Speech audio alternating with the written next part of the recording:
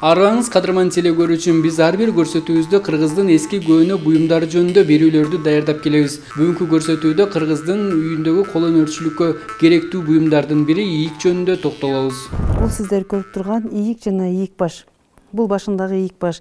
Ийик деп айтылат. Бул кыргыз элибиз негизинен аябай кол өнөрчүлүккө жакын. Колунан бул жаралбаган эч нерсе болгон эмес. Бул 18-19 кылымга таандык ийик. Ийик 40 сантиметр болуп жасалган. Бул башындагы ийик башы темир коргошунду эритип куюп туруп, анан бул ийиктин башынын көлөмүнө жараша куюлат. Анан бул ийик баш ийик негизинен табылгыдан, катуу карагай жыгачтардан жасалат.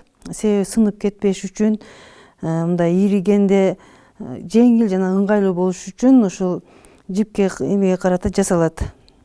Ийик баш бул ийикти бизде улгайган энелерибиз өздөрүнүн ушул ийикти ирүү менен өздөрүнө эс алдырганда, эс алдырып, бул баягы мындай иригенде колго дагы пайда болгондо, кол оору, мойын оору дегендер азыркыдай болгон эмес да.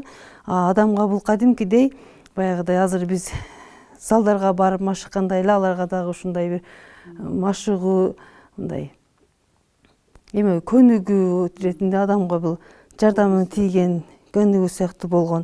Ийик бул жүндөн, кебезден жибирүүчү аспап. Анын сабы катуу кургатылган талдан жана табылгыдан тандалат. Тегерек таштан, коргошундан, оор металлдан же карападан ийик башы көзөлүп, сабынын жогорку учуна кийгизилет. Ийик саптын жогорку учу көзөлүп, ага ичке чий, катуу жыгач өткөрүлөт. Ал ийиктин буйласы деп аталат. Ийрилип, ийик баштын алдына тоголок түрүлгөн жип салмактанганда ийик баш алынат да тоголок жип чыгарылат. Муну бир баш алмай жип деп айтат. Жаңы таза жуулган жүндү жууп, анан буга жип кылып ийрип, анан кийин ар кандай таарларды, килемдерди согууга даярдалат.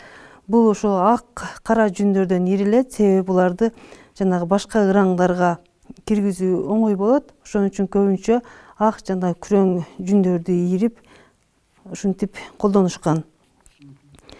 Андан кийин бул замандын күндөн күнгө бул замандын талабынын өсүшү менен ушундай кийинки муундарга мындай жип ийрүүчү машиналар чыккан. Андан кийин ушуга өтүшкөн, муну пут менен мындай коюшуп, муну пут менен теп, анан кол менен кармап, ушул машинага да жип ийрей башташкан. Ийик менен көзгө илешпей чимирилтип, жүндү ичке жоон бурап толгоо. Көркөм кол өнөрчүлүктө шырдак шыруу, милте чалуу, өрмөк согуу, килем токуу жана түймө түйүү өнөрү жалаң ийрилген жүн аркылуу жүзөгө ашат. Оң тетири ийрилген жалаңкат жипти кайра каттай кийирсе, мындай бирдемелерди жамоо үчүн жип чыйраак түшөт.